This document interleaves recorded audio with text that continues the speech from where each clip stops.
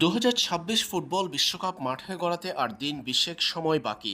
ফিফার নির্ধারিত সময় অনুযায়ী 1 জুনের মধ্যেই চূড়ান্ত করতে হবে 26 সদস্যের স্কোয়াড।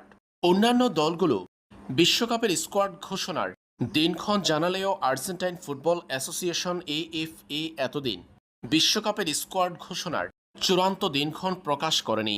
তবে এবার জানা গেল তা বিশ্বকাপ শুরুর দিন 20 সময় বাকি থাকতে জানা গেছে কবে আর্জেন্টিনা 2026 সালের বিশ্বকাপের জন্য 26 সদস্যের চূড়ান্ত স্কোয়াড ঘোষণা করবে।